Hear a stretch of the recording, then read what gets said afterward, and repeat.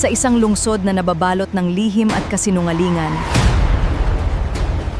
Mula sa mga may gawa nito, Mag-ingat ka sa mga anino sa iyong pananaw. Inayos ng 7 taong gulang na si Maya ang 2 dalandan sa ibabaw ng hapagkainan habang hinihintay ang kanyang ina. Ngunit ng gabing iyon, ang kanyang ina na pumasok sa isang lumang cafe bar sa gilid ng bayan ay hindi na kailanman muling nagbukas ng pinto para umuwi, madali para sa mundo na humusga. Isang single mother na pagod na sa hirap ng buhay ang sa wakas ay sumuko at tumakas mula sa katotohanan.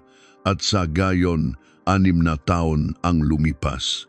Ang batang 7 taong gulang na gabi-gabing naghihintay sa kanyang ina sa may bintana ay isa ng high school student na nagsusuot ng uniforme. Ang katotohanan ng gabing iyon ay inakalang tuluyan ng nalibing sa limot. Subalit makalipas ang 6 na taon, ang kaso ay ikot ng 180 degrees dahil ang ngatiya na bakas ng nawawalang ina ay sunod-sunod na natagpuan sa isang lugar na hindi inaasahan ng sinuman. Mula sa mukha ng isang taong hinding-hindi paghihinalaan, mula sa pinakailalim ng trung ng magarang sasakyan ng isang lalaking hindi mo akalaing may kaugnayan sa isang maliit na cafe bar sa baybaying dagat na ito.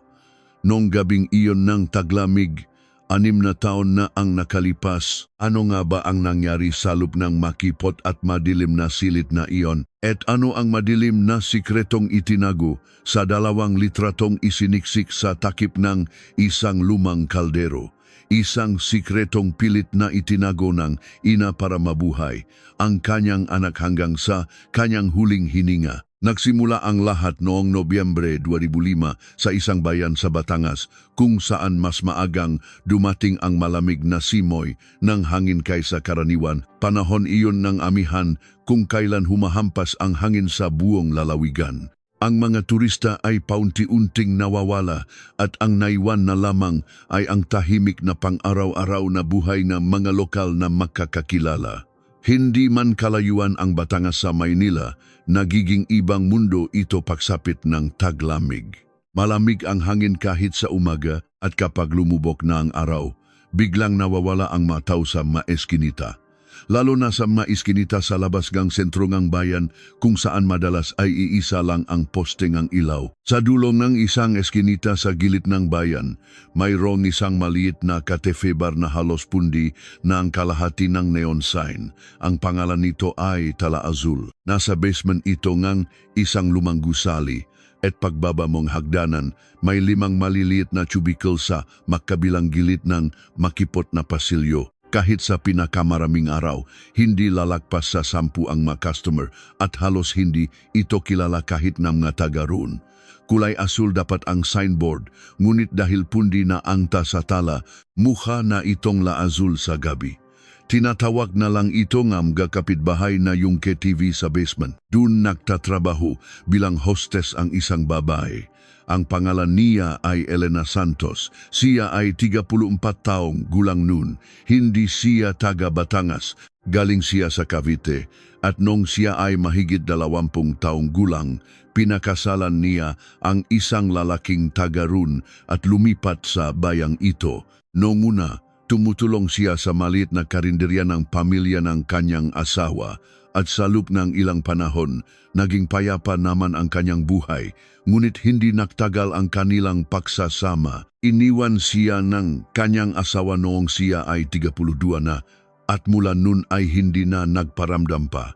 Nalaman na lang niya kalaunan na mayroon na itong ibang babae. Ang naiwan sa kanya ay ang kanyang 5 taong gulang na anak na si Maya at isang lumang apartment na gawa sa kahoy na may upa na 2,000 piso. Nagsikap siya Elena.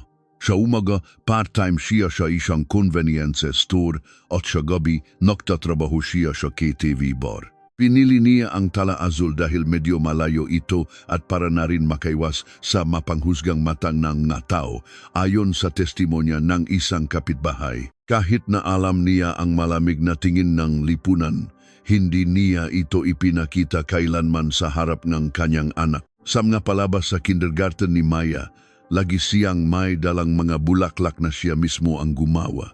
At sa bawat kaarawan ni Maya, Lagi niya itong ipinagluluto ng isang maliit na tsake na gawa sa bahay. Gaano man kahirap ang buhay, para kay Maya, gusto niyang maging isang ordinaryong ina hanggat maari. Hindi lubos na naiintindihan ni Maya kung bakit gabi-gabi umaalis ang kanyang ina. Ang alam lang niya ay pupunta sa trabaho ito. Pinapatulog muna ni Elena si Maya bago siya umalis at babalik siya na alauna ng madaling araw para muling matulog sa tabi ng kanyang anak. Iyon ang kanilang paulit-ulit na routine. Para kay Maya, normal na iyon dahil kahit umalis ang kanyang ina sa gabi, laging nasa tabi niya ito pagsapit ng umaga. Ngunit noong Huwebes, ika-17 ng Nobyembre 2005, biglang nawala si Elena sa kanilang pang-araw-araw na buhay. Nagsimula ang araw tulad ng dati. Bandang alas 5 ng hapon, ipinagluto niya si Maya ng hapunan at tinulungan sa kanyang takdang aralin. Naalala pa ni Maya na tortang itlog ang kanilang ulam. Bago umalis ng bahay bandang alas 7, ang huling salitang natatandaan ni Maya mula sa kanyang ina, "Ay, kunin mo yung dalandan sa ref tapos kainin mo, ha?" Sumagot si Maya ng opo at hinaplos ng kanyang ina ang kanyang ulo bago isara ang pinto. Iyon na ang huli. Pumasok si Elena sa Tala Azul bandang alas 8 ng gabi. Ayon sa may-ari ng bar, mas tahimik si Elena kaysa karaniwan. Mukha raw itong may iniisip o kaya'y pagod lang. Ngunit hindi ito kakaiba. Natural lang na mapagod at maging tahimik ang isang single mother na may dalawang trabaho. Kaya hindi na ito pinansin ng may-ari. Hindi gaanong marami ang customer ng gabing iyon. May ilang suki na dumating ng maaga pero umuwi rin agad. Bandang alas 10, may dalawang customer na pumasok. Isa sa kanila ang pumasok sa cubicle kung nasaan si Elena. Nakita ng may-ari ang mukha ng customer. Hindi raw ito estranghero. Nakita na niya ito roon ng ilang beses. Ngunit hindi niya alam ang pangalan. Pamilyar lang ang mukha. Isang lalaking nasa 40 anyos na laging mag-isang dumarating. Bandang 11. 30 ng gabi, lumabas ang customer mula sa silid. Normal ang ekspresyon nito, nagbayad at tahimik na umalis. Inakala ng may-ari na lalabas din agad si Elena. Pag-alis na customer, karaniwan ng naklilekpit si Elena bago umuwi. Kaya't nakpatuloy siya sa ibang gawain sa counter. Ngunit kahit gaano katagal siyang naghintay, hindi lumabas si Elena. Makalipas ang 15 minuto, kumatok ang may-ari sa pinto ng silid. Walang tao sa loob, patay ang karaoke at wala na ang bag ni Elena. Wala rin ang kanyang coat para bang walang sinumang nandun. Sa ibabaw ng mesa, may isang bukas na paketeng kichirya at 2 baso. Iyon lang ang tanging tanda na may taong nanggaling doon. May isang pinto sa likod, isang emergency exit sa dulo ng pasilyo. Karaniwang nakalok ang pintong iyon, ngunit noong gabing iyon, hindi ito nakalok. Medyo nakaawang pangaraw, sabing may-ari. Ipinapalagay na doon dumaan si Elena palabas. Ang labas ng emergency exit ay isang makipot na eskinita na patungo sa isang pangunahing kalsada. Sa dilim gabi, walang sinumang saksi sa eskinita na iyon. Noong una, inakala ng may-ari na nauna lang umuwi si Elena.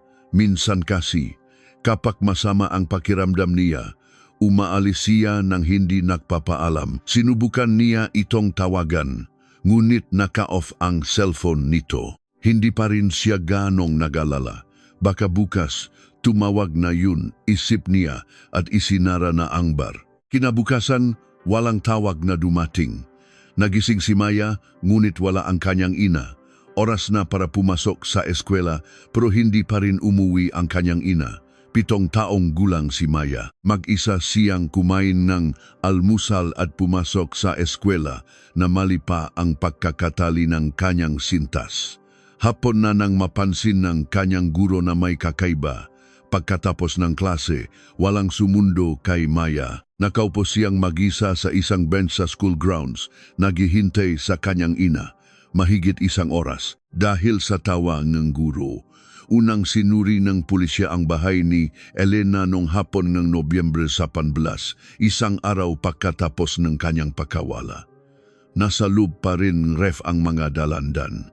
Ang dalawang dalandan na inilabas ni Maya ayon sa utos ng kanyang ina ay naiwang hindi kinain sa ibabaw ng hapagkainan.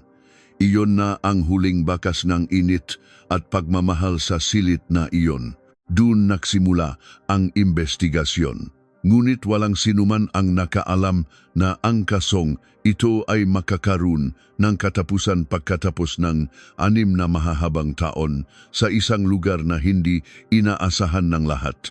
Opisyal na naifile ang missing person report noong ika-18 no Nobyembre, alas 6 ng gabi. Ang humawak sa kaso ay si Detective Marco Reyes, isang pulis mula sa local precinct. 38 taong gulang nun, isang detective na isinilang at lumaki sa Batangas. Ang kanyang dibisyon ay mas madalas humawak ng mga kaso ng nawawalang gamit o paghahanap sa mga taong naglayas kaysa sa mamalalaking krimen. Noong una, ganun din ang tingin ni Marco sa kasong ito. Isang babaeng nagtatrabaho sa bar na kusang naglayas. Hindi na ito bago. Ngunit bahagyang nagbago ang kanyang isip nang makarating siya sa lugar. Ang bahay ni Elena ay isang lumang apartment na gawa sa kahoy. 20 minuto ang biyahe ng bus mula sa sentro, hindi nakalok ang pinto. Pagpasok, ang unang napansin ni Marco ay ang dalawang dalandan sa hapagkainan. Sa tabi nito, ang hindi patapos na homework ni Maya. Nandun pa ang mga damit ni Maya at sa ibabaw ng tokador ni Elena, nakalagay ang kanyang pitaka. Laman nito ang 2,000 piso at ang kanyang nga ID. Walang taong tatakas na iwan ang kanyang pagkakakilanlan, isip ni Marco. Mula sa sandaling iyon, itinigil na niya ang pagtrato sa kaso bilang isang simpleng paglalayas. Gabi na nang unang makausap ni Marco ang may-ari ng Tala Azul.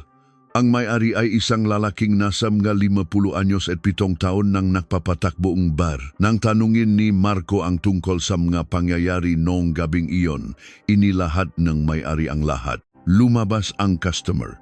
Pagkaraan ng ilang sandali, walang tao sa silid, bukas ang emergency exit. Iyon lang ang lahat. Nagtanong si Marco ng direkta, ano ang pangalan ng huling customer? Hindi ko alam. Sagot ng may-ari, wala silang logbook. Noong 2005, hindi pa mandatory ang pag-verify ng pagkakakilanlan sa mga bar. Cash ang pagbabayad, hindi credit card. Walang pangalan, walang record ng card. Ang tanging natira ay ang alaala ng may-ari. Isang lalaking nasa 40 anyos, matipuno, nakasuot ng jacket, nakapunta na siya rito ng 3 beses. Iyon lang ang lahat ng naalala niya. Sinuri ni Marco ang paligid ng bar. Noong mga panahong iyon, halos walang CCTV kamera sa mga eskinita sa labas ng bayan. Wala sa gusaling ang Tala Azul at wala rin sa pasukan ng eskinita. Lalo na sa eskinita sa Hilid NG Emergency Exit. May isang kamera sa may pangunahing kalsada, ngunit napakalabo nito para makilala ang mukha ng isang tao. Nakuha ni Marco ang footage, ngunit halos walang makuhang impormasyon dito. Lumipat ang investigasyon sa pagtatanong sa mga tao sa paligid. Isa-isang kinausap ang mga kapitbahay ni Elena, isang 62 taong gulang na babae na nagngangalang Aling Susan na nakatira sa itaas ng apartment ni Elena, ay maraming alam tungkol sa kanya. Tahimik at masipak na babae yon. Nag-iisa siyang nagpapalaking anak kaya mahirap ang buhay niya. Wala akong narinig na may lalaki siyang iba o problema sa pera. Ngunit may isang bagay siyang napansin. Kamakailan daw, tila may ikinababahala si Elena. Nang tanungin ni Marco kung anong klaseng pag-aalala, nag-isip si Aling Susan at sinabing, mga 1 linggo na ang nakalipas. Nakita ko si Elena na nakatigil sa bungat ng eskinita. Lumingon siya sa likod para siyang may tinitignan. Medyo na curious lang ako kaya natandaan ko. May sinusundan ba siya? O baka ugali lang isang taong pagod? Isinulat ni Marco ang detalye sa kanyang kwaderno. Kinausap din niya si Ginong Santos, ang manager ng convenience store na nasa mga 40 anyos. Mga kalahating taon na raw nagtatrabaho si Elena doon, masipag siya at mabait sa mga customer. Hindi siya kailanman naalate o lumiban. Wala raw siyang napansing kakaiba, maliban sa isang beses. Habang pauwi na si Elena, nakita niya ang isang kotseng nakaparada sa tapat ng convenience store at bigla siyang natigilan. Anong klaseng kotse? Tanong ni Marco. Isang madilim na sedan, sagot ni Santos. Hindi puti o silver, itim o dark blue, sa tingin ko. Hindi niya natandaan ang plaka. Ano ang ginawa ni Elena nang makita niya ang kotse? Nagtanong si Marco. Saglit na tumahimik si Santos. Lumakat siya sa kabilang direksyon, hindi sa karaniwan niyang daan pauwi. Muling binuklat ni Marco ang kanyang kwaderno. May nangyayari sa paligid ni Elena, may isang tao. Ngunit kung sino ito, hindi pa malinaw. Kasabay nito, sinimulan din ang paghahanap sa dating asawa ni Elena, ang lalaking nang iwan sa kanya nung siya ay 32. Taga-Roon din ito, ngunit hindi na alam ang kanyang kinaroroonan. Nang suriin ni Marco ang mga talaan, ang kasalukuyang address nito ay nasa lungsod ng Maynila. Nang makontak, tumugon ito pagkatapos ng 2 araw. Matagal na raw silang hiwalay ni Elena, wala na silang komunikasyon at ilang taon na niyang hindi nakikita si Maya. Nang suriin ang kanyang alibi, noong gabi ng Nobyembre 17, kasama niya ang mga kaibigan sa Maynila at nagiinuman. 3 ang kasama niya at lahat ay nakumpirma sa kanyang sinabi. Pansamantalang inalis sa listahan ng mga suspek ang dating asawa. 3 araw na ang nakalipas mula nang magsimula ang investigasyon. May magapahiwatig, ngunit hindi magkakaugnay. Ang taong nagdulot ng takot kay Elena, ang madilim na kotse na nakaparada sa tapat NG Convenience Store at ang huling customer na hindi alam ang pangalan. Kung ang 3 ito ay tumutukoy sa isang tao o magkakaibang kwento, hindi pa rin malaman. Ngunit sa ika-4 na araw, isang tawag ang dumating mula sa isang hindi inaasahang lugar. Isang babaeng nagpakilalang kaibigan ni Elena. Ang pangalan niya ay Anna. Nakatira raw siya sa Cavite. 3 araw bago mawala si Elena noong Nobyembre 14, tumawag daw si Elena sa kanya. Ang sinabi ni Elena sa tawag na iyon ang nagpatigil kay Marco. Natatakot ako, pakiramdam ko, may sumusunod sa akin. Noong una, hindi ito pinansin ni Anna. Inisip niya na baka nag-overthink lang si Elena.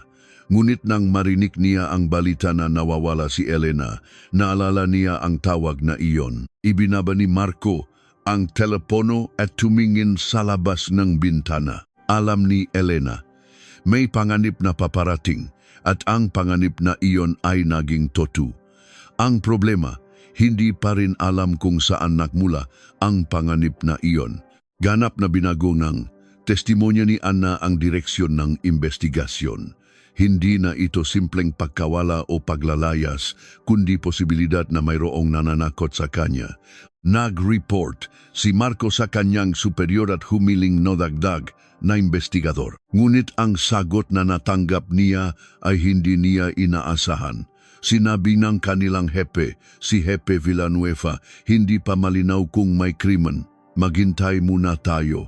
Nakaramdam ng pagkadismaya si Marco, ngunit wala siyang magawa.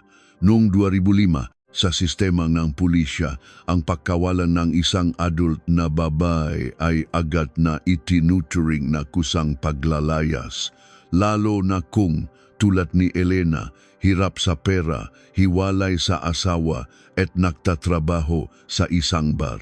Kung sa pamantayan ngayon, hindi ito katanggap-tanggap, ngunit iyon ang katotohanan noon. Nagpasya si Marco na kumilos mag-isa. Pumunta siya sa Cavite para personal na makausap si Anna.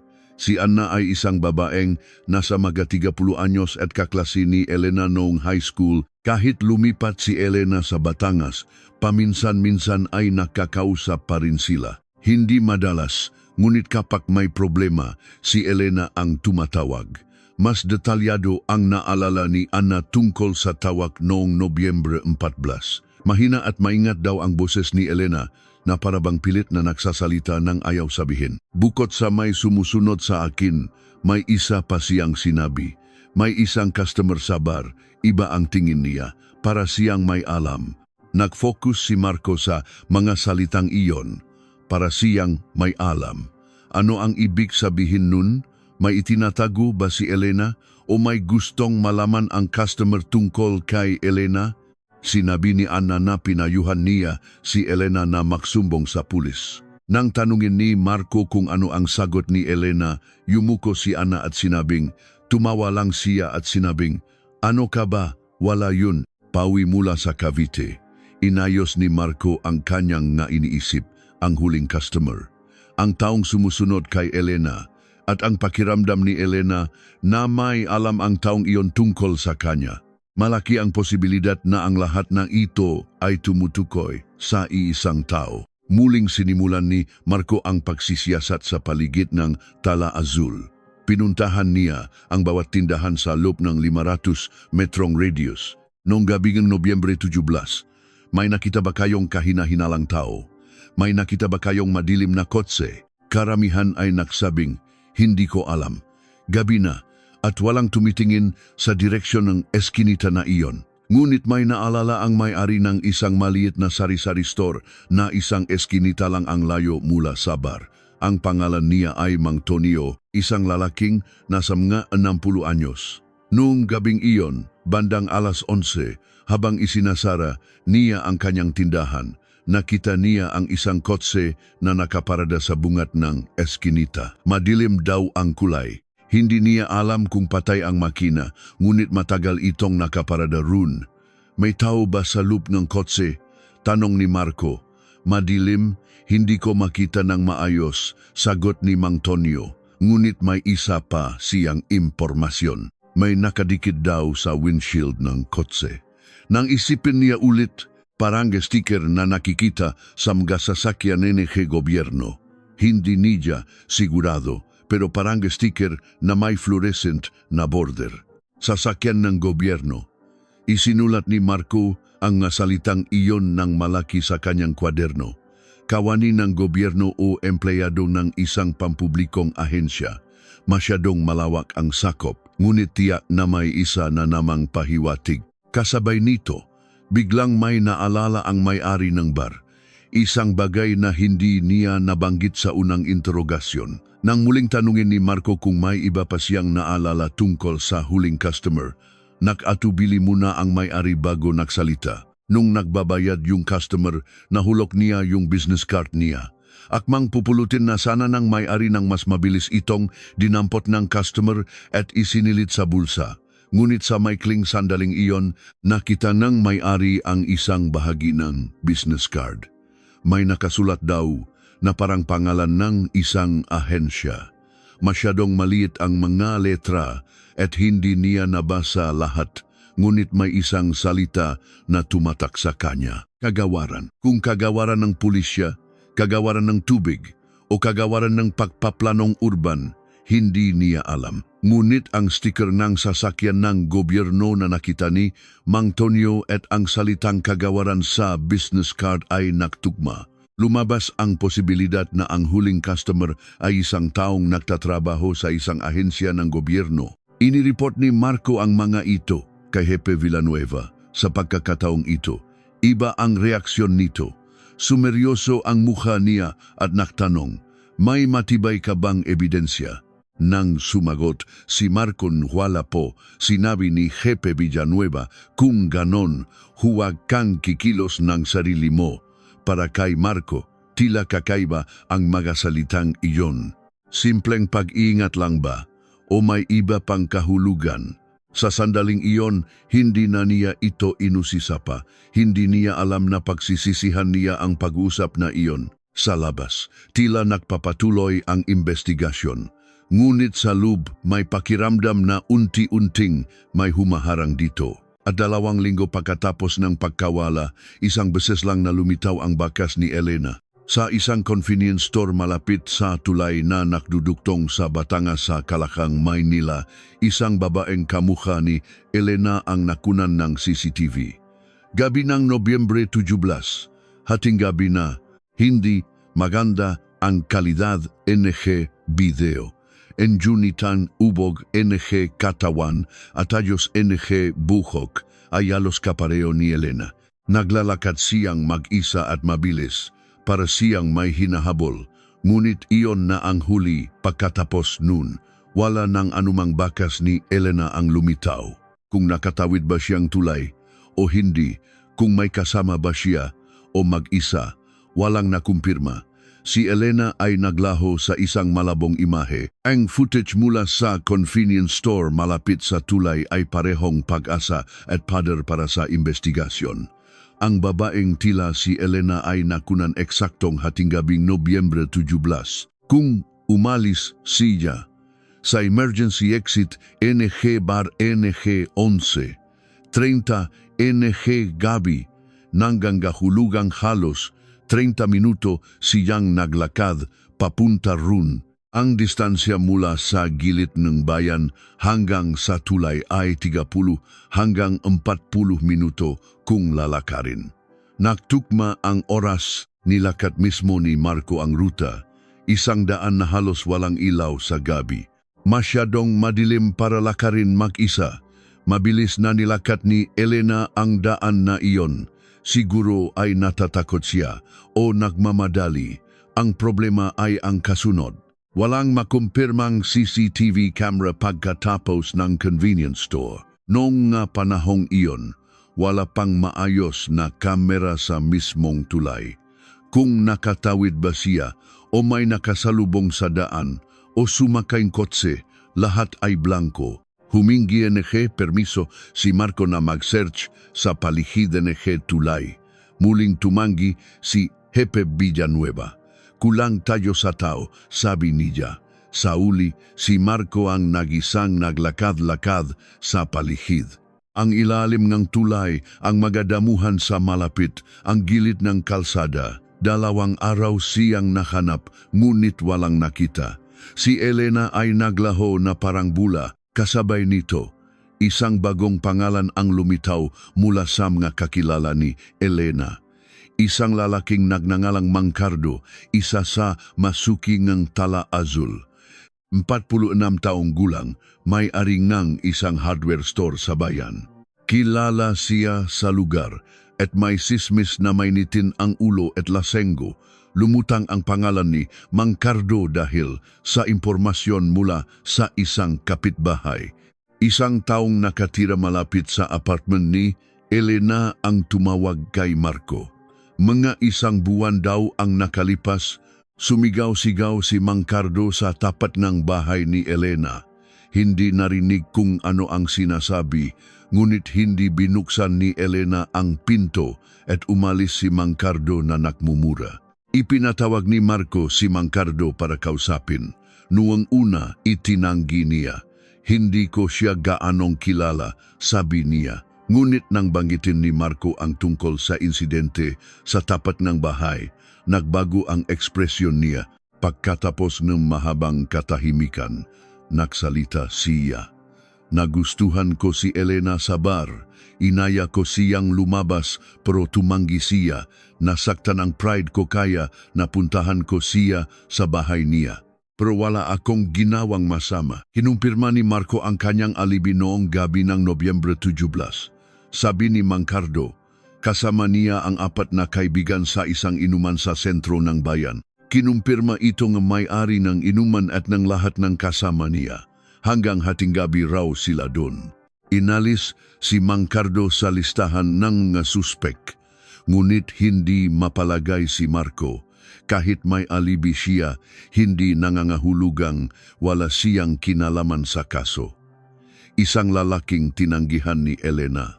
Isang lalaking nagpunta sa bahay niya. Itinatak ni Marco ang lalaking iyon sa isang sulok ng kanyang isipan. Pumasok na sa ikatlong linggo at unti-unting nawawalan ng lakas ang investigasyon. Noon, ang tiyahin ni Elena na pansamantalang kumukupkop kay Maya ay nagpunta kay Marco, isang babaeng malapit ng mag-60 galing pang Cavite. Unang ikinuwento ng tiyahin ang tungkol kay Maya. Hindi raw gaanong kumakain si Maya at gabi-gabi kailangang bukas ang ilaw para makatulog. Pinunasan niya ang kanyang luha at inabutan si Marco ng isang sobre. Nakita ko to sa kwarto ni Elena. Mukhang hindi. Napansin ng nga pulis nung sinuri nila ang bahay. Sa loob ng sobre ay isang maliit at lumang notebook. Puno ito ngang masulat kamay na tila isinulat ni Elena. Karamihan ay parang listahan ng gastusin, upa, tuition ni Maya, pagkain. Ngunit sa mahuling pahina, may ibang nasulat. May mga petsa at maikling pangusap. Oktubre 21, dumating na naman siya. Oktubre 25, nandito na naman. Para siyang may alam. Nobyembre 3, hindi dapat mangyari to. Nobyembre 9, paano niya nalaman? Dun nagtatapos ang mga tala. Isinara ni Marco ang notebook at saglit na ipinikit ang mga mata. Para siyang may alam. Paano niya nalaman? May itinatago si Elena at may isang taong nakatuklas nito. Ang taong iyon ay paulit-ulit na nagpakita sa bar. Hindi ito isang random na krimen. May plano. O kahit papaano, may isang taong tiyak na target si Elena. Muling tiningnan ni Marco ang petsa sa notebook. Nagsimula ito noong Oktubre. Halos isang buwan nang nakmamanman ang isang tao sa paligid ni Elena. At noong Nobyembre 17, nawala si Elena. Kailangang malaman kung ano ang itinatago ni Elena. Kung malalaman iyon, malalaman din kung sino ang taong iyon. Sinimulan ni Marco na halungkatin ang nakaraan ni Elena. Ang buhay niya sa Cavite bago ikasal.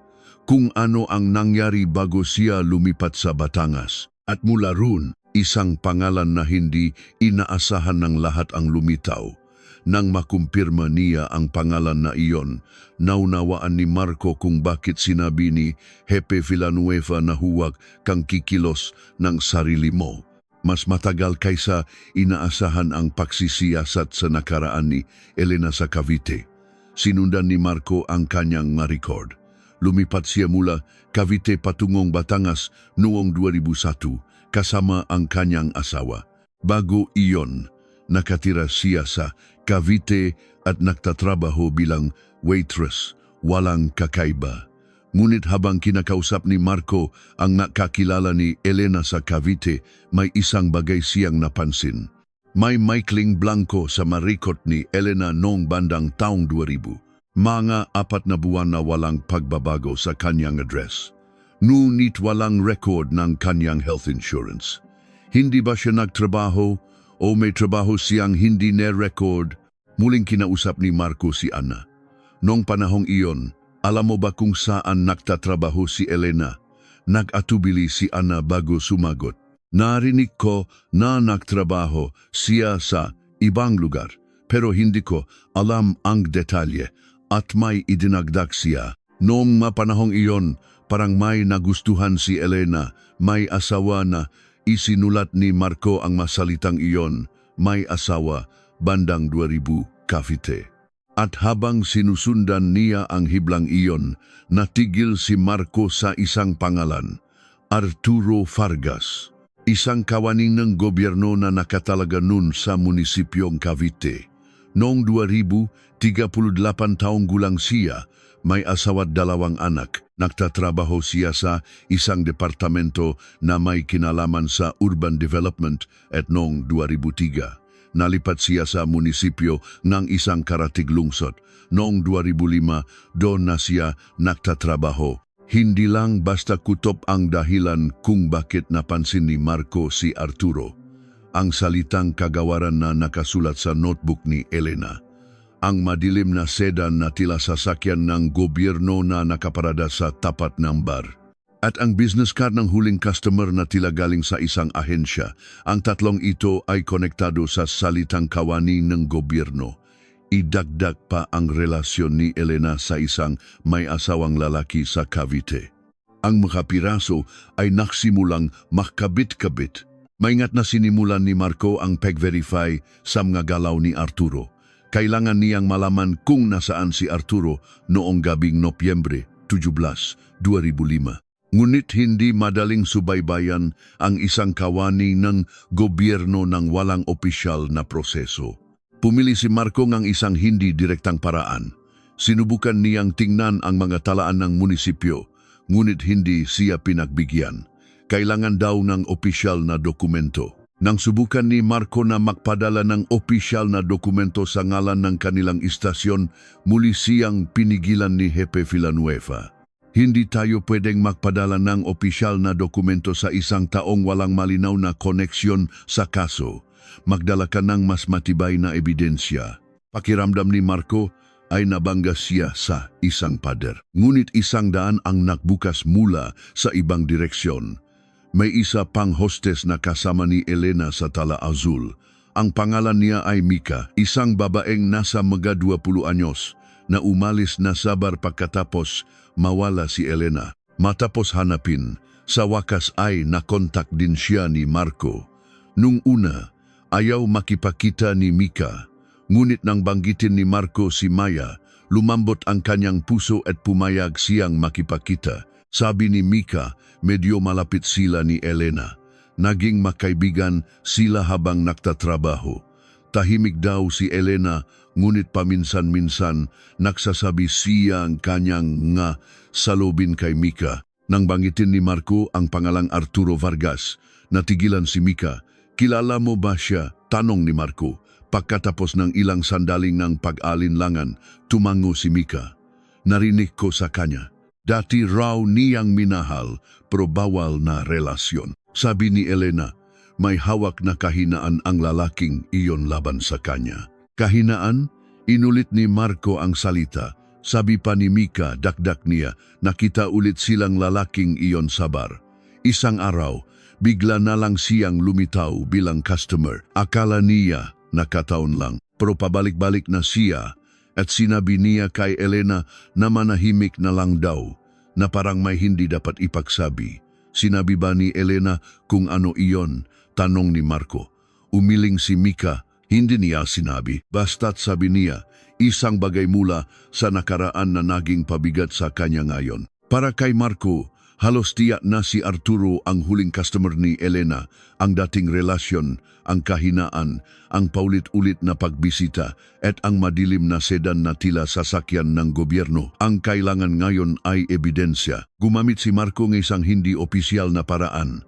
Para malaman ang plaka ng sasakyan ni Arturo, palihim niyang sinuri ang mga logbook ng paradahan ng munisipyo sa tulong isang kakilalang pulis doon. Pagkalipas ng ilang araw, nakuha niya ang plakang sasakyan ni Arturo at ikinumpara ito sa mga talaan ng CCTV sa expressway malapit sa tulay. May lumabas na resulta. Noong Nobyembre 17, 2005, 11:50 ng gabi, isang sasakyan na tumutugma sa plaka ng kotse ni Arturo ang nakunan sa kalsada papunta sa tulay. Si Elena ay nakunan sa CCTV ng convenience store eksaktong hating gabi. Halos 10 minuto lang ang pagitan. Nasa isang lugar sila malapit sa isa't isa noong gabing iyon. Kumbinsido si Marco na kailangan niyang personal na harapin si Arturo. Ngunit nung hapong iyon, isang tawag ang dumating kay Marco mula kay Jefe Villanueva. May pag-uusapan tayo bukas ng umaga, sabi nito. Iba ang tono ng kanyang boses, matigas at maikli. Ibinaba ni Marco ang telepono at saglit na natulala. May kutob siyang may mali sa nangyayari. May humaharang ba sa investigasyon o masyado lang siyang nagmamadali? Naging malabo ang linya. At kinaumagahan ang sinabi ni Jefe Villanueva kay Marco ay isang bagay na hindi niya inaasahan. Maikli lang ang pag-usap nila. Tinawag ni Jefe Villanueva si Marco sa kanyang opisina, isinara ang pinto at sinabing ang kaso ni Elena Santos ay ituturing na unsolved. Natihilan si Marco. Wala pang isang buwan mula nang mawala si Elena at ituturing na itong unsolved. Impossible. Akmang magsasalita na sana si Marco para tumutol nang pigilan siyang hepe. Utos to galing sa taas, sabi niya, huwag ka nang magtanong, galing sa taas. Hindi maalis sa isip ni Marco ang mga salitang iyon. Sinubukan niyang sabihin na ang kotse ni Arturo ay nasa malapit sa tulay noong gabing iyon. Nakikinig ang hepe, ngunit nanatiling seryoso ang mukha at sinabing, ang marekord ng CCTV na iyan ay hindi dumaan sa opisyal na proseso kaya hindi magagamit bilang ebidensya. Kung gagalawin mo ang isang kawani ng gobyerno at bumalik sa iyo ang gulo, kaya mo ba? Walang nasabi si Marco at umalis. Habang naglalakad sa pasilyo, naramdaman niya ang bigat ng kanyang mapa. Alam niyang ang taong nananakot kay Elena ay isang kawani ng gobyerno at na ang taong iyon ay nasa malapit sa pinangyarihan noong gabi ng insidente, ngunit inutusan siyang itigil ang investigasyon. Naramdaman ni Marco ang galit at kasabay nito ang takot. Hindi niya alam kung gaano kataas ang koneksyon ng lalaking iyon. Opisyal na inalis si Marco sa investigasyon sa papel, ngunit sa personal hindi siya tumigil. Sa kanyang libreng oras pagkatapos ng trabaho, unti-unti siyang nangalap ng impormasyon tungkol kay Arturo. Nagtatrabaho si Arturo sa Urban Planning Department ng munisipyo noong 2005. 43 taong gulang siya, nakatira sa isang magandang subdibisyon kasama ang kanyang asawa at 2 anak. Sa labas, isa siyang ordinaryong kawani ng gobyerno. Maganda rin ang reputasyon niya sa mga kasamahan, tahimik at masipag daw. Ngunit habang sinisiyasat ni Marco ang mga galaw ni Arturo noong bandang 2000, may isang bagay siyang napansin. Noong nagtatrabaho si Arturo sa munisipyong Cavite, lumabas ang isang isyung katiwalian na may kinalaman sa isang partikular na development project. Nakaroon pa ngang internal audit, ngunit ang resulta ay walang irregularidad. Isang kasong basta nalang isinantabi. Pakiramdam ni Marco ay masyadong malinis ang pagkakayos ng kaso, isang isyu ng katiwalian na lumitaw at tahimik na tinakpan. At sa panahong iyon, may koneksyon siya kay Elena, may alam si Elena, naksimulang makabit-kabit ang makapiraso. Posibleng nakita o nalaman ni Elena ang isang bagay na may kinalaman sa katiwalian na iyon at gusto ni Arturo na pigilan ang paglabas ng katotohanan iyon. Kahit 5 taon na ang nakalipas, kinausap muli ni Marco si Mika, yung sinasabi ni Elena na nakaraan baka tungkol sa pera o construction. Nag-isip si Mika at sinabing, isang beses, sinabi ni Elena, dahil sa akin may napahamak.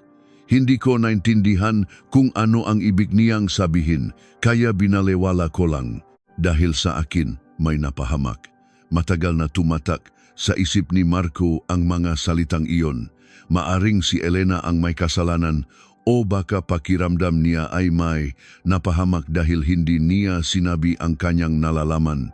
Anuman iyon, matagal na itong dinadala ni Elena. Noon, isang hindi inaasahang tao ang lumitaw, ang asawa ni Arturo, si Isabel, 42 taong gulang. Siya mismo ang nagpunta kay Marco. Hindi alam ni Marco kung paano niya nalaman ang kanyang lokasyon. Diretsong nagpunta siya sa istasyon at ipinatawag si Marco. Nagulat si Marco, ngunit pumayag siyang makipag-usap. Kalmado si Isabel, mahinang ngunit malinaw ang kanyang boses. Pakiramdam ko, may kinasangkutan ang asawa ko at nararamdaman ko rin iyon, sabi niya. Kamakailan daw, naging nerbiyoso ang kanyang asawa, madalas umuwi ng late at lumalayo kapag sumasagot ng tawag sa telepono. Bakit po kayo sa akin lumapit? Tanong ni Marco. Kumagat ng labi si Isabel at sinabing, para sa mga anak ko, kung may nagawang mali ang asawa ko, gusto kong malaman. Depende sa kung ano iyon. Magpapasya ako kung ano ang dapat kong gawin. Sinabi ni Marco kay Isabel na wala pang nakukumpirma. Totoo iyon, may hinala siya, ngunit walang ebidensya. Naintindihan ko, sabi ni Isabel at tumayo. Bago umalis, may sinabi siyang isang bagay. Parang may laman ang trunk ng kotseng asawa ko. Sinubukan kong buksan pero may padlock. Dati, wala namang ganun. Pagkaalis ni Isabel, matagal na nakaupo si Marco. Padlock sa trunk. Hindi maalis sa isip niya ang salitang iyon. Nakatigil ang opisyal na investigasyon. Ngunit kinabukasan, gumalaw ang kaso mula sa ibang direksyon. Natuklasan ang internet history ni Elena bago siya mawala. Resulta ito ng pagsusuri sa lumang computer sa bahay ni Elena. 2 araw bago siya mawala noong Nobyembre 15, gabi, nag-access si Elena sa isang online forum ng isang media outlet. Hindi siya nag-post, nag-browse lang. Ngunit ang site na iyon ay isang online media na kaanib sa isang civic group na pangunahing tumututok sa katiwalian sa lalawigan. Sinubukan ni Elena na magsumbong, ngunit umatras. Kung bakit hindi alam, natakot ba siya o may ibang dahilan? Ang isang access lock na iyon ang muling napakalaw sa natutulok na investigasyon. Ang record ng pag-access sa forum ng media outlet ay isang maliit na mitsa. Sinuri ni Marco kung anong klaseng media ito. Isang site na pangunahing tumatalakay sa mga alegasyon ng katiwalian ng mga lokal na opisyal at mga proyektong pang-infrastruktura. Hindi marami ang mambabasa, ngunit kilala ito sa lugar. Kinontak ni Marco ang editor-in-chief ng media, si Guy De Leon, isang lalaking nasa mga 40 anyos. Nang sabihin niyang gusto niyang personal na makipag-usap, agad na pumayag si De Leon. Hindi naalala ni De Leon ang pangalang Elena Santos. Natural lang iyon dahil nag-browse lang siya at hindi nag-post. Ngunit nang banggitin ni Marco ang pangalang Arturo Vargas, nagbago ang tingin ni De Leon. Kilala ko ang pangalang yan, sabi niya. Noong 2003, bago siya malipat, may nagbigay daw ng impormasyon tungkol sa katiwalian sa isang proyekto sa munisipyo ng Cavite. Anonimo ang nagbigay ng impormasyon, ngunit detalyado. Isang partikular na construction company ang laging nakakakuha ng proyekto kapalit ng pera. Ngunit nang sinubukan nilang imbestigahan, biglang nawala ang nagbigay ng impormasyon. Dahil walang ebidensya at nawala ang source, hindi sila nakapagsulat ng artikulo. Naisip ni Marco ang posibilidad na si Elena ang nagbigay ng impormasyon. Noong 2003, ikalawang taon ni Elena sa Batangas. At bago malipat si Arturo, may alam si Elena, sinubukan niyang maglakas loob, ngunit muli siyang umatras. At noong 2005, nang magpakita si Arturo sa bar, muling bumalik ang lumang takot. Nakiusap si Marco kay De Leon. Kung may natitira pang mga dokumento tungkol sa impormasyong iyon, hiningi niya itong ibahagi. Sumagot si De Leon na luma na iyon at baka wala na, ngunit hahanapin niya. Pagkalipas ng ilang araw, tumawag si De Leon. May natitira pa raw na isang memonganga impormasyon. Nakasulat doon na may ebidensyang litrato ang source. Isang litrato na direktang kinunan sa pinangyarihan ng pag-abutan ng pera. Ngunit hindi nila natanggap ang litratong iyon. Ipadadala ko, iyon lang daw ang huling sinabi bago mawala. Litrato. Natigilan si Marco sa salitang iyon. Kung may litrato si Elena at alam ni Arturo ang tungkol dito, malinaw na kung bakit siya nakmamanman at nananakot kay Elena. Gusto niyang makuha ang litrato. O si Elena mismo. Muling sinuri ni Marco ang apartment ni Elena. Nasuri na ito noon, ngunit ngayon iba na ang kanyang pananaw. Isang lugar kung saan maaring itago ang isang litrato. Isang maliit, tahimik at lumang apartment. Tumawag siya sa tiyahin ni Elena at sa pahintulot nito, muling sinuri ang loob. Ang likot ng aparador sa kwarto ni Maya, ang ilalim ng tokador ni Elena, ang likot ng ref, hinaluhok ni Marco ang bawat sulok. At sa ilalim ng lababo sa kusina, sa likod ng takip ng isang lumang kaldero, Nakakita siya na isang maliit na plastic na ziplock bag na nakadikit. Sa loob, may 2 litrato. Malabong nga litrato mula sa film kamera. Ang isa ay nagpapakita ng 2 lalaki na nag-aabutan ng isang sobre. Kinunan mula sa malayo at medyo malabo, ngunit bahagyang nakikita ang mukha ng isang lalaki. Ikinumpara ni Marco ang mukha na iyon sa litrato ni Arturo mula sa kanyang record. Hindi perpekto, ngunit makahawig. Ang isa pang litrato ay nagpapakita ng isang dokumento. Masyadong maliit ang mga letra para mabasa lahat, ngunit malabong nakikita ang pangalan ng isang construction company at mga numero na tila halaga ng pera. Nanginig ang kamay ni Marco. Nasa kamay ito ni Elena at alam ni Arturo na nasa isang lugar ito. Kaya't kahit 5 taon na ang nakalipas, nagmamanman pa rin siya sa paligid ni Elena. Dinala ni Marco ang mga litrato kay Jefe Villanueva. Sa pagkakataong ito, hindi na niya ito maaring balewalain. Tiningnan ng Jefe ang mga litrato at matagal na natahimik. Saan mo ito nahanap? Tanong niya. Nang ipaliwanag ni Marco, inilapak ng Jefe ang mga litrato sa mesa at bumuntong hininga. Pagkaraan ng ilang sandali, sinabi niya, "Iwanan mo to sa akin." Saglit na napaisip si Marco. Gagamitin ba na Jefe ang media litratong ito ng tama o tatakpan na naman niya ito? Hindi ibinigay ni Marco ang orihinal.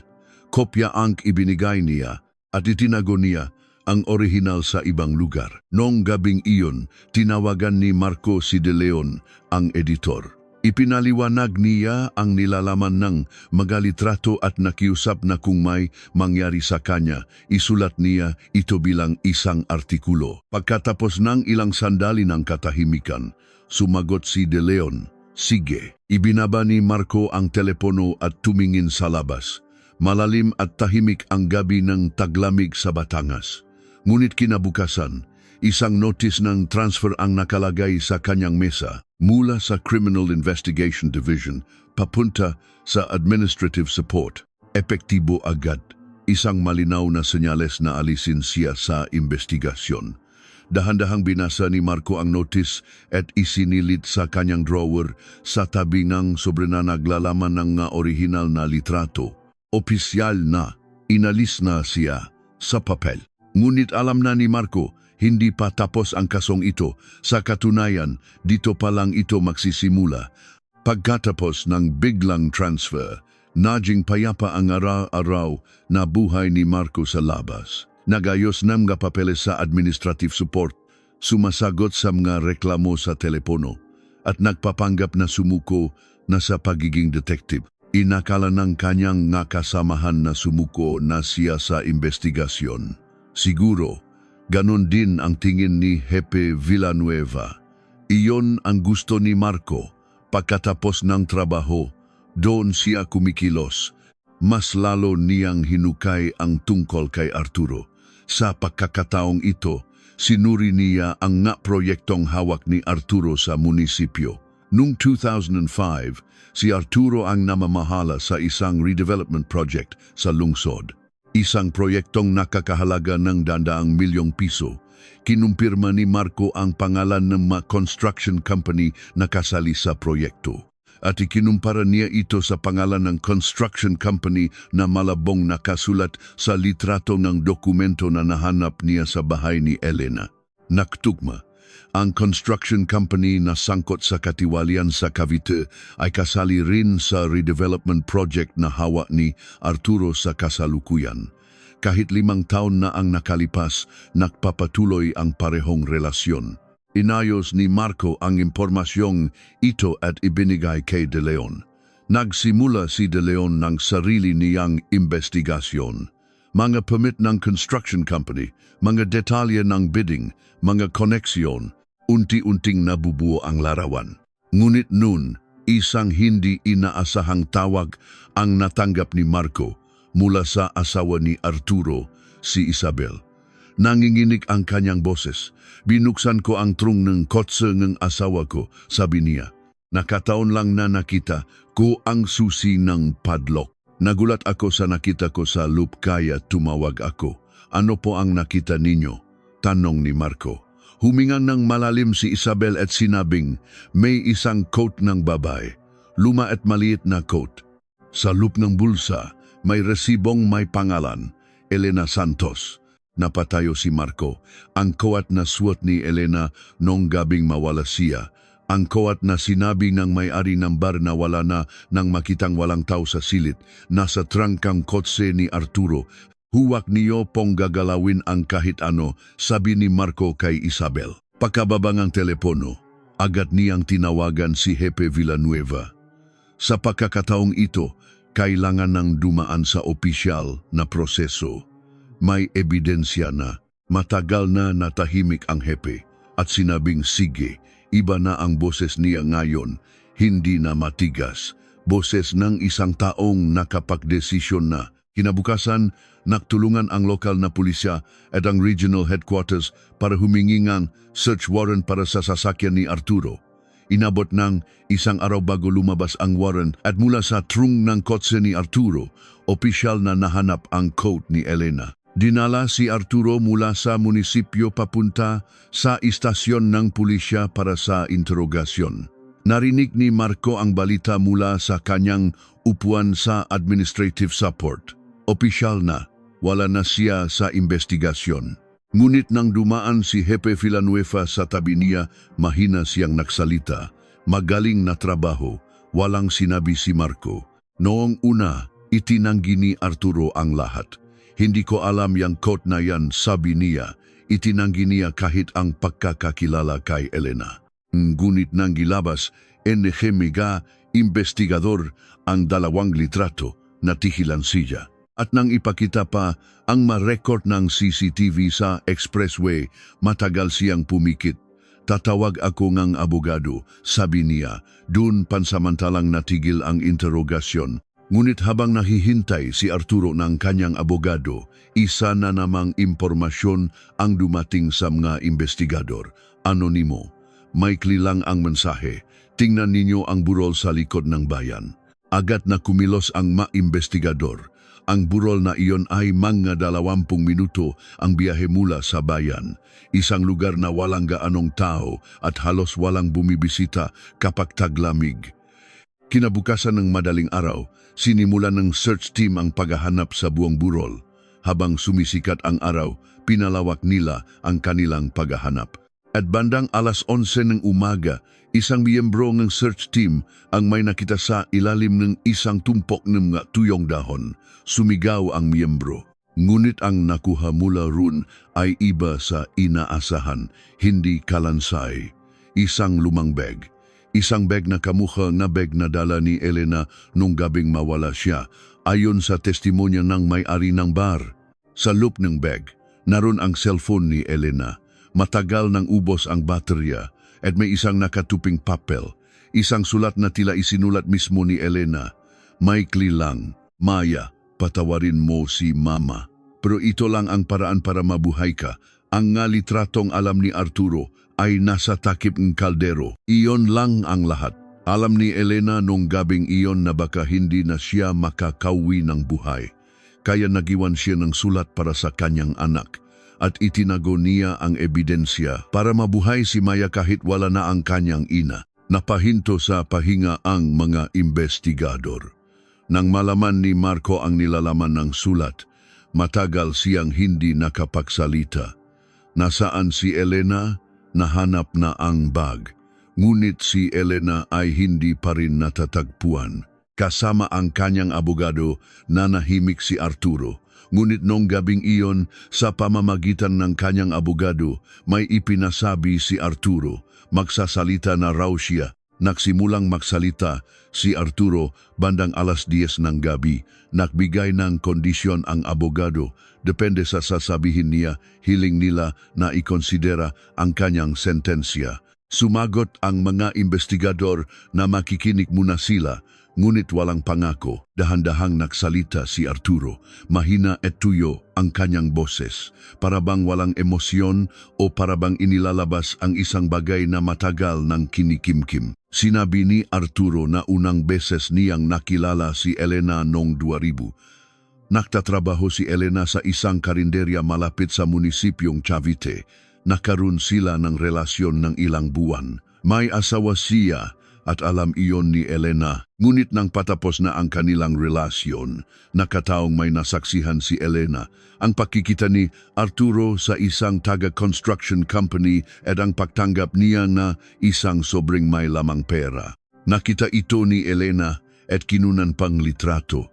Noong una, hindi inisip ni Arturo na gagamitin iyon ni Elena laban sa kanya. Akala niya pareho silang may kahinaan dahil sa kanilang bawal na relasyon, kaya tinapos na lang nila ang kanilang ugnayan. Ngunit noong ikibinuch, nalaman niya sa pamamagitan isang koneksyon na may nagpost parehong impormasyon sa isang online forum. Nawala ang source kaya hindi naging artikulo. Ngunit nakutuban ni Arturo na si Elena iyon. Mula roon, sinimulan niyang alamin kung nasaan si Elena. Nalaman niyang nasa Batangas ito noong 2004. At noong 2005, sinimulan niyang puntahan ang Tala Azul para direktang gipitin si Elena. Ibigay mo ang mga litrato at hahayaan kitang mamuhay ng tahimik, tumanggi si Elena. Paulit-ulit iyon. Sa bawat pagpunta ni Arturo, nakukunwaring walang alam si Elena at dumating ang gabi ng Nobyembre 17. Pumunta raw si Arturo sa bar para bigyan ng huling babala si Elena. Sa loob ng silid, pinilit niya si Elena na ibigay ang litrato. Wala akong litrato, sagot ni Elena. Hindi naniwala si Arturo. Lumakas ang kanilang boses. Akmang sisigaw na sana si Elena nang subukan siyang takpan ni Arturong bibig. Ano ang sumunod na nangyari? Tanong ng investigador. Pumikit si Arturo. Tumakbo si Elena palabas sa likod. Sabi niya, hinabol ko siya. Sa eskinita, nahuli niya si Elena at hinila ang kanyang coat. Nagpumigla si Elena, hinubat ang coat at tumakbo. Iyon lang daw ang lahat. Tumakas si Elena at siya naman ay umuwi dala ang coat. Sigurado ka bang iyon lang ang lahat? Muling tanong ng investigador. O, sagot ni Arturo. Hindi raw niya sinaktan si Elena. Tinakot lang niya at nang makita niyang tumatakbo palayo si Elena, umuwi na siya. Kailangang magpasya ng maimbestigador kung paniniwalaan ba ang kanyang sinabi. Kung totoo ang sinabi ni Arturo, buhay na nakatakas si Elena noong gabing iyon. Kung ang babae sa CCTV ng convenience store ay si Elena, nagtugma ang oras. Tumakbo si Elena sa malamig na gabi nang walang tiyot. At pagkatapos nun, wala ng bakas. Kung gayon, nasaan si Elena ngayon?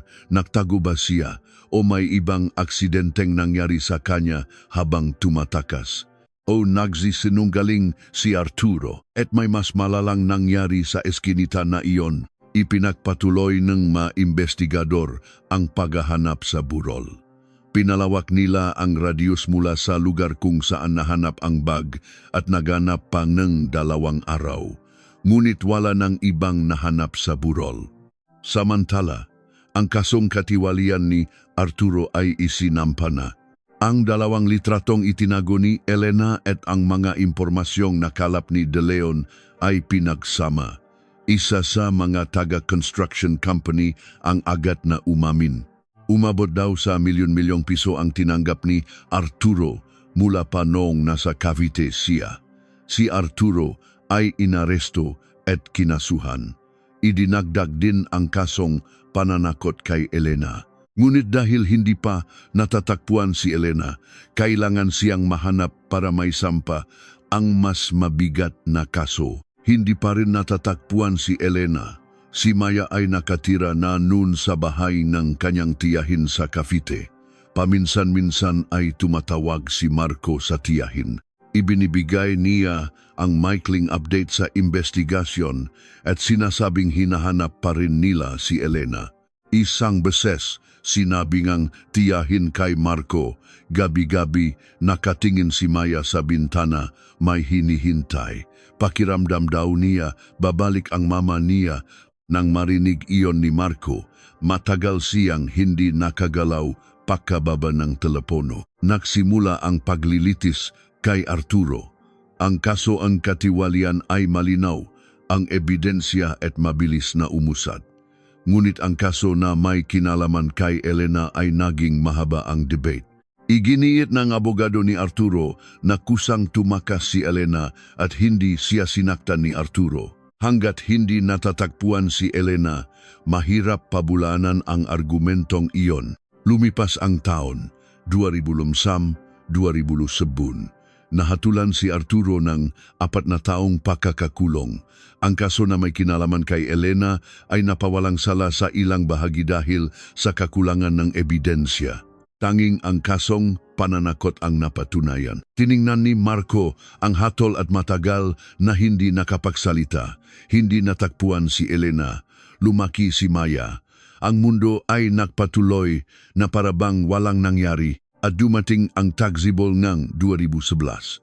Sa burol sa Batangas kung saan natakpuan ang bag, 200 metro ang layo, may natuklasan ang isang hiker.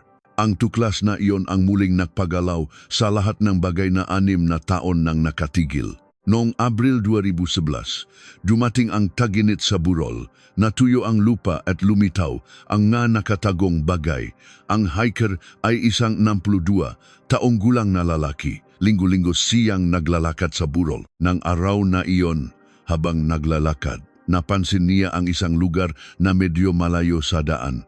Isang lugar kung saan hindi natural ang pagkakatumpo ng matuyong dahon. Tinanggal niya ang mga dahon gamit ang kanyang paa at napasigaw siya, isang kalansay. Inabot ng 30 minuto bago dumating ang nagapulis. Ang kalansay ay tila sa isang adult na babae kahit matagal na ang nadamit na natakpuan kasama nito ang naging susi sa pagkakakilanlan. Isang pares ng lumang sapatos at isang manipis na silver na bracelet na natakpuan malapit sa buto ng pulso. Naalala ang testimonya ng tiyahin ni Elena.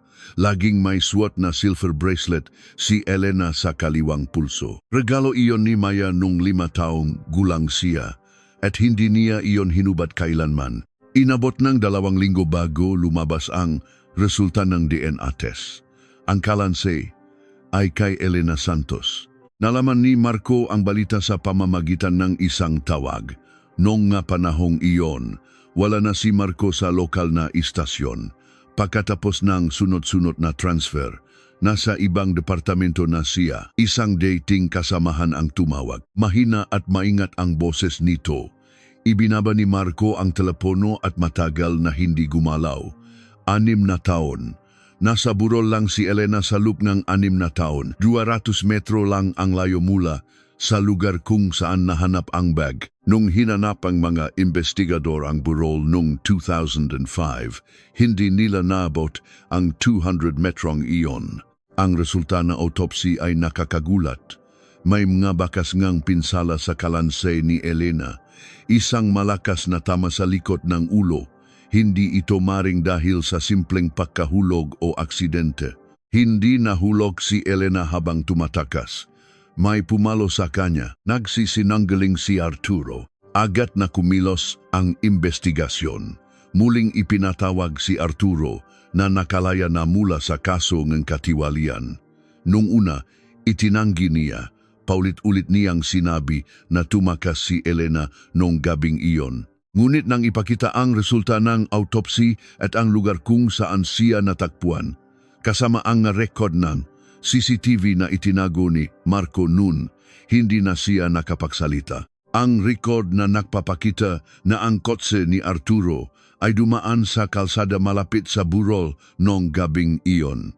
Ang record na 5 taon nang itinago ni Marco sa kanyang drawer, matagal na natahimik si Arturo.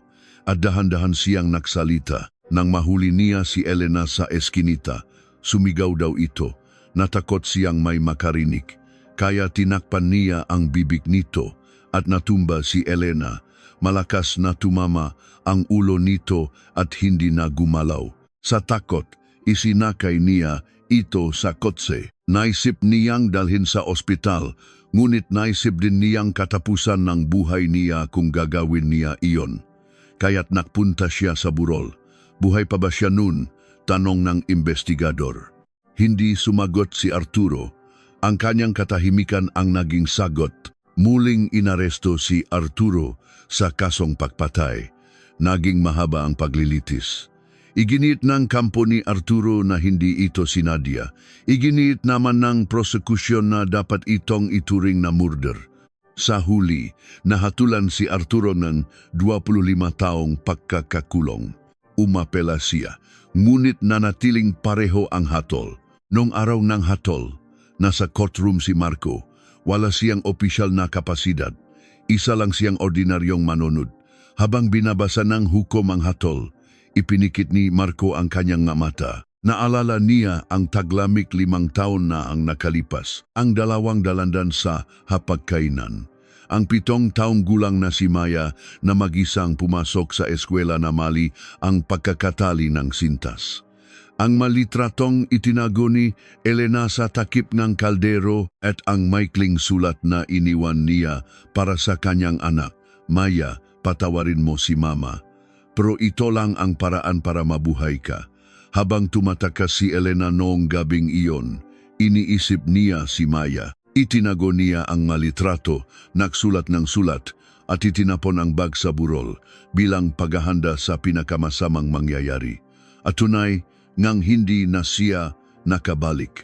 Pagkatapos na hatol, lumabas si Marco sa courtroom. Habang bumababa sa hagdanan, may tumabi sa kanya. Nang lumingon siya, isang dalagita, isang high school student na mga 13 o 14 na taong gulang, si Maya. Natihilan si Marco. Unang nagsalita si Maya. Mahinang ngunit malinaw ang kanyang boses, kamukhang boses ng kanyang ina. Maraming salamat po sa pahanap sa kanya. Sabi niya, walang nasabi si Marco. Tumango lang siya ng malalim. Tumalikod si Maya. Habang bumababa siya sa hagdanan, matagal na tinitigan ni Marco ang kanyang likod. Ang taong may pinakainosenteng mukha ang gumawa ng pinakamalupit na kasalanan. At ang pinakabatang anak ang naghintay ng pinakamatagal. Hindi na nakauwi si Elena. Ngunit dahil sa huling desisyon ng kanyang ina, nalaman ni Maya ang katotohanan. Na kahit habang tumatakas, iniisip siya ng kanyang ina na hanggang sa huli, hindi siya sinukuan ng kanyang ina. Ang 2 dalandan sa ibabaw ng ref.